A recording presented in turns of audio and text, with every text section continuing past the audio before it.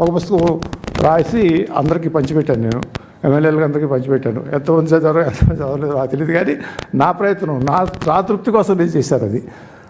ఆ తర్వాత నాకు అనిపించింది, అరే ప్రపంచం నలుమూలలా తిరుగుతూ ఉంటాను నేను. చాలా దేశాలు తిరిగాను పార్లమెంట్ అయిన తర్వాత మా ఫ్రెండ్స్ తోటి అందరితో కూర్చి వెళ్ళినప్పుడల్లా ఇంగ్లాండ్ వెళ్ళాం, లేకపోతే చైనా వెళ్ళాం, లేకపోతే జపాన్ వెళ్ళాం. ఇలా వెళ్ళినప్పుడు అక్కడ ఎవరెవరు ఏమేం చేశారు, అక్కడ నాయకులు ఎవరు. ఒక చైనా ఉంది, ఒక మావో సెట్టింగ్ ఉన్నాడు, ఆ తర్వాత డెంగ్ జియోపింగ్ ఉన్నాడు, అంతకుముందు సన్నెట్ సెన్ ఉన్నాడు. అలానే జపాన్ వెళ్ళాం. ఎట్లయితే అభివృద్ధి చెందింది ముత్సుహిటో విజయ చక్రవర్తి ఆయన కాలంలో జరిగింది. అలానే జర్మనీ వెళ్ళాం. ఈ జర్మనీ 30 దేశాలు, అది జర్మనీ 30 దేశాలని బిస్మార్క్ యునైట్ చేస్తాడు. అలానే మనకి అనేక మంది, టర్కీ ఉంది, టర్కీ వెళ్తే కెమెల్ పాషా అక్కడ Turkey is the seat anchor of the Muslim dominated Muslim seat అది. అటువంటి వాటిని ట్రాన్స్ఫర్ చేస్తాడు కెమెల్ పాషా. ఆయన మహిళలకి చదువు అంటాడు, బుర్కా తీసేమన్నాడు. అలా వీళ్ళు చాలా బెన్గోరియన్ ఉన్నాడు, ఇజ్రాయెల్ బెన్గోరియన్ ఉన్నాడు. ఇంకా ఇట్లాంటి వాళ్ళని ఒక 50 మందిని చూడాలని చెప్పి వాళ్ళ సమగ్రంగా వాళ్ళ జీవిత చరిత్రలు తీసుకుని క్షుణ్ణంగా 5 పేజీలు 6 పేజీల్లో రాస్తే బాగుంటుందని అనిపించి, దాంతో పాటు తత్వవేత్తలు సోక్రటీస్, అరిస్టాటిల్, ప్లేటో, రూసో ఇటువంటి వాళ్ళు ఏంటంటే స్ఫూర్తినిచ్చినటువంటి వాళ్ళు. ఆ స్ఫూర్తినిచ్చినటువంటి వాళ్ళని కూడా దీంట్లో పెడితే, ఆ స్ఫూర్తినిచ్చినటువంటి వాళ్ళు ఇటువైపు ఈ ప్రపంచాన్ని మార్చినటువంటి దేశాలను మార్చినటువంటి బొలివియా 5 దేశాలకు స్వాతంత్రం తీసుకొచ్చారు. ఆ తర్వాత ఈ దేశాలు తిరుగుతూ ఉన్నప్పుడు, లేకపోతే పార్లమెంట్లో కూర్చున్నప్పుడు, లేకపోతే బయట తిరుగుతున్నప్పుడు అనిపించేది ఏమని, అరే మనం ప్రజాస్వామ్య దేశము, అమెరికాలోనూ ప్రెసిడెన్షియల్ డెమోక్రసీ ఉంది, ఇక్కడేమో ప్రైమ్ మినిస్టర్ డెమోక్రసీ ఉంది, ఆ చైనాలోనూ కమ్యూనిస్ట్ పరిపాలన అంటారు, లేకపోతే సౌదీ అరేబియానో లేకపోతే ఏయుగో అక్కడ రాజు పరిపాలిస్తూ ఉంటాడు, అక్కడ మతం పరిపాలిస్తూ ఉంటుంది ఇరాన్లో. అరే ఇదేంట్రా బాగా మరి ఇట్లా ఉన్నాయి, ఇవి సక్రమంగా నడుస్తున్నాయా లేవా, వీటికి ఏమైనా డిఫరెన్స్ ఉన్నాయా, వీళ్ళ ఎన్నికలు ఎట్లా జరుగుతూ ఉంటాయి, వీళ్ళ కేంద్ర ప్రభుత్వం ఎట్లా ఉంటుంది, స్థానిక ప్రభుత్వం ఎట్లా ఉంటుంది, జ్యుడిషియరీ ఎట్లా ఉంటుంది, వీటి మీద కొంచెం స్టడీ చేసి ఒక కంపారిటివ్గా 5 పేజీలు 6 పేజీల కంటే ఎక్కువ లేకుండా ఒక చోట తీసుకొచ్చి కూర్చోబెడితే ఇటువంటి భిన్నమైనటువంటి ఈ యొక్క పరిపాలనలో కమ్యూనిస్ట్ ఉంది. 3000 మంది డెప్యూటీస్ ఎన్నికవుతారు, వాళ్ళు కూడా ఎన్నికే అవుతారు, కానీ 20 రోజులే పని ఉంటుంది. అక్కడ కేంద్రం ఉంటుంది, ఆ కేంద్రంలో ఉన్నటువంటి పాలిట్ బ్యూరో, అక్కడ స్టాండింగ్ కమిటీ అని ఉంటుంది, వాళ్ళు చేసుకున్న నిర్ణయాన్ని ఇంప్లిమెంట్ చేయడం. అట్లనే సౌదీ అరేబియా ఉంది, కింగు, వాళ్ళు ఒక 200 మంది ఉంటారు. కింగు యొక్క సంతానమే, వాళ్ళే అన్నీ చూస్తూ ఉన్నారు, కానీ దేశం ముందుకెళ్తూనే ఉంది. ఇటువైపు వచ్చేటప్పటికి అన్నిటికంటే ప్రజాస్వామ్యంలో విచిత్రంగా ఇది స్విట్జర్లాండ్లో దర్ ఇస్ నో ప్రతిపక్షం. 7 పార్టీలు ఉంటాయి, 7 పార్టీల్లో 7 మంది ఎలక్ట్ అవుతారు, చేసుకుంటారు. ఒక్కొక్క సంవత్సరం ఒక్కొక్కడు అధ్యక్షుడు, అంతే.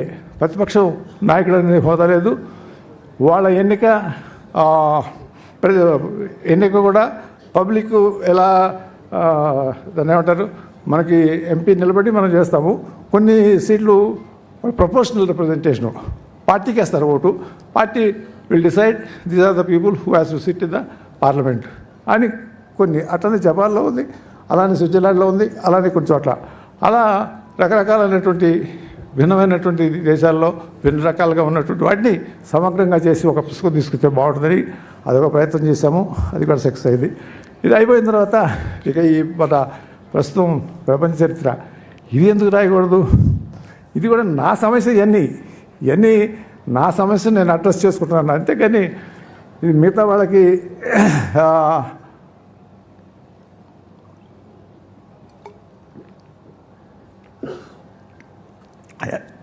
ఎంతవరకు ఉపయోగపడతాయో లేదో నాకు తెలియదు, కానీ నాకు తృప్తి ఉంటుంది. నేను ఎప్పుడైనా చూసుకోవాలంటే ఇదిగో ప్రపంచ చరిత్రలో ఇలా వచ్చాము, ఎక్కడి నుంచి మొదలవ్వాలి, సివిలైజేషన్ అంటాము, లేకపోతే అంతకుముందు ఆది మానవుడు అంటాము. ఈ ఆది మానవుడి కంటే ముందే ఉంది, అసలు భూమి ఉంది కదా, ఈ భూమి పుట్టుకట్ట జరిగింది.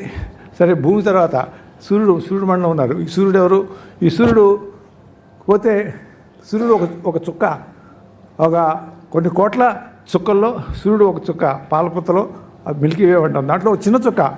దానికి మళ్ళీ అన్ని గ్రహాలు అంటే 9 గ్రహాలు ఉన్నాయి.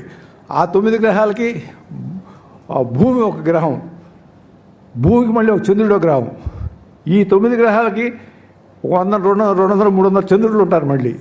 అరే ఒక చుక్కకి, ఒక సూర్యుడికి కోట్ల చుక్కల్లో ఒక చుక్కకి ఒక ఉపగ్రహంగా ఉన్న భూమికి ఇది పరిస్థితి. ఆ భూమి మీద మనం ఉన్నాము. ఈ భూమి ఏంటి, మళ్ళీ ఈ భూమి చూస్తే భూమి వ్యాసం 4000 కిలోమీటర్లు పైనుంచి కిందకి అడ్డగా కానివ్వండి. ఈ మట్టి ఎంత ఉంది, మట్టి 20 కిలోమీటర్లు, 30 కిలోమీటర్లు, 25 కిలోమీటర్లే ఉంటుంది. ఆ కింద ఏముంటుంది, గోళం పగ వండుతూ ఉంటుంది. అది పైకి లావా వచ్చిన తర్వాత అది ఒక తొట్టులాగా ఏర్పడితే అది భూమి అయింది. ఒక నారింజకాయ ఉంటే నారింజకాయ పై తొక్క ఎట్లా ఉంటుందో భూమి అది పరిస్థితి. కింద గోళం పండుతూ ఉంటుంది. ఈ భూమి మరి పక్కన నీరు, సముద్రం. ఈ రెండు కలిసిన చోట జీవి ఈ రెండు కలిసిన చోట జీవి పుట్టుకొచ్చింది. జీవికి క్రోమోసోము ఏకకణ జీవి. తర్వాత అది బ్రేక్ అయ్యి మనిషి పుట్టింది. ఒక 70,000 సంవత్సరాలు, 80,000 సంవత్సరాలు తర్వాత మనిషి ఒక జంతువుగా పుట్టాడు. ఆ జంతువు నుంచి పరిణామం. ఇది మొదలుపెట్టి అంటే ఒక్కొక్కటి చూసుకుంటా ఉంటే ఇక్కడి నుంచి మొదలు పెట్టాలి. అక్కడికి పోయాం, అక్కడికి వచ్చి మొదలుపెట్టాను ఈ పుస్తకాన్ని. అంతరిక్షం నుంచి మొదలుపెట్టుకుంటా ఆ జీవి యొక్క పరిణామ క్రమాన్ని, మనిషి పుట్టుక, ఆ మనిషి తర్వాత పాత రాతి యుగం, ప్రాచీన సంస్కృతి ఈజిప్టు, మెసొపొటేమియా, ఇవి ప్రాచీన మన సింధు నాగరికత.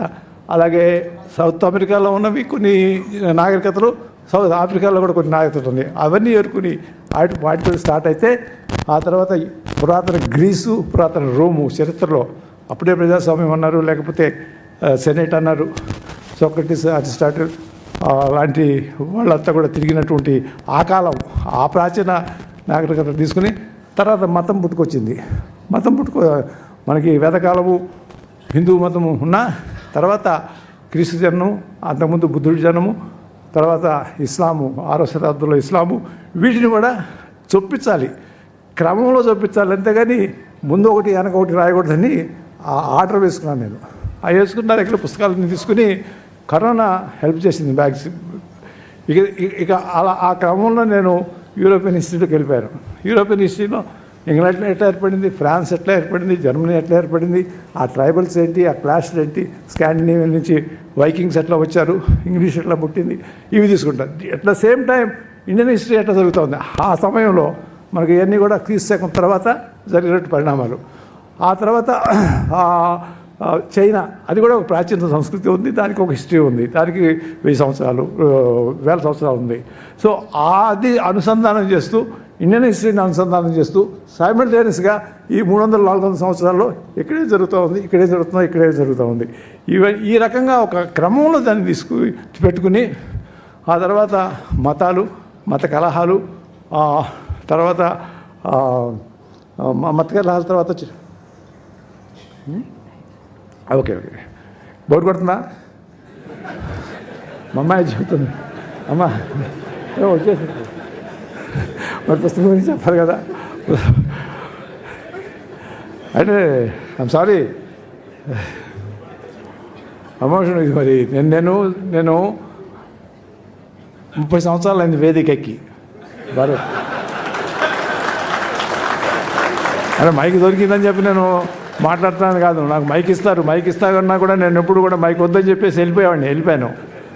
ఇవాళ నా పుస్తకానికి సంబంధించిన చరిత్ర ఒక స్థాయిలోకి వచ్చింది కాబట్టి 4 మాటలు చెప్పాలనిపించింది. అందుకని ఇలా చరిత్ర గురించి, ఈ చరిత్రలో ఇంకొక చివరికి వచ్చేస్తాను. ఇక ఇలా ఈ చరిత్రలో ఉన్నటువంటి భాగాలన్నింటినీ తర్వాత వరల్డ్ వార్స్